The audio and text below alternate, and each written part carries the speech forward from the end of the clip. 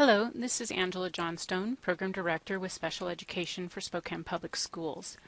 So you've now met our assessment technicians, and they are vitally important to this particular piece of the IEP process. And so in the past, there has been a presentation regarding addendum to the IEP, or meeting without a meeting. So this is part one of a three-part series that I will be walking through the components that are required when we are doing or using an addendum to the IEP. So it is a meeting without a meeting. If parents or the school want to amend or modify the IEP, does the team have to actually physically meet? No, not necessarily. It is subject to certain conditions. The possibility of meeting without a meeting was added in the 2004 reauthorization of IDEA. Now, IEP teams have the option of drafting a written amendment to the IEP, agreeing to the amendment, and incorporating this modification into the IEP. However, before the IEP team can use this alternative to gathering in person, specific conditions must be met. Let's have a look at what these conditions are, beginning with IDEA's verbatim language.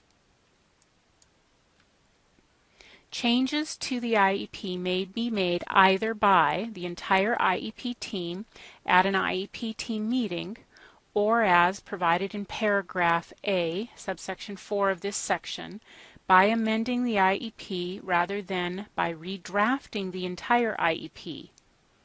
Upon request, a parent must be provided with a revised copy of the IEP with the amendments incorporated. 3 primary conditions must be met in order for the IEP team to not have to actually physically meet to make the changes to the IEP. These are: this option applies only to modifications the team might want to make after the annual IEP meeting has been held in person. Parents and the LEA, Local Education Agency, must agree not to meet, but to take this approach instead. The amendment or modification to the IEP must be in writing. And as the provision above indicates, if this option is used, the public agency must ensure that the student's IEP team is informed of those changes. IDEA does not place any restrictions on the types of changes that may be made to the IEP, so long as the parent and public agency agree to using the option of not physically meeting.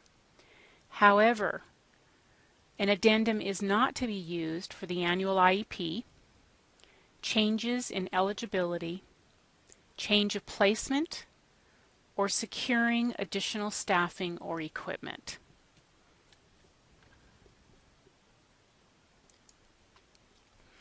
IDEA's protections are still in effect. This means that a child's IEP cannot be changed without prior notice by the school system and an opportunity for the parents to discuss any changes with the school system.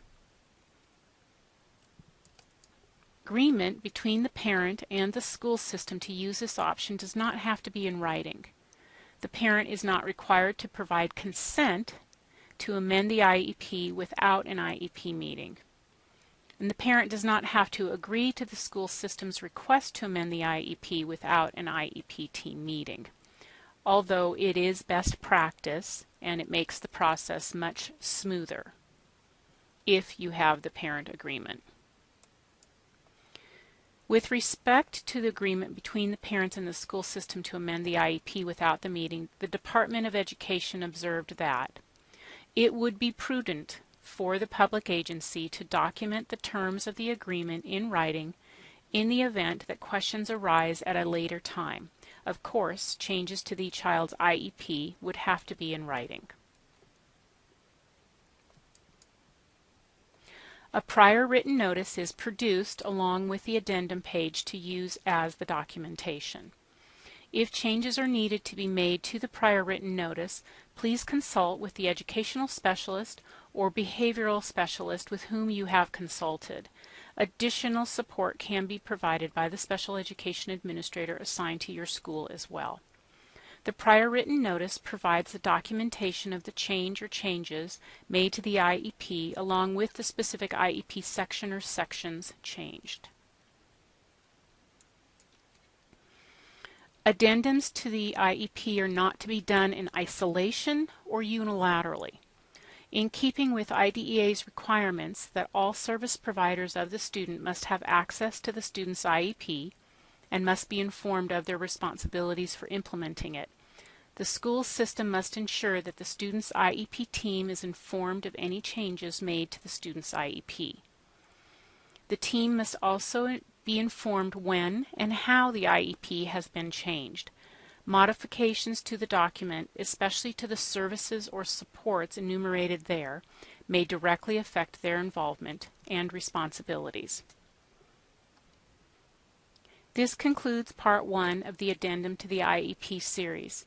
Thank you for your time and attention to this important information.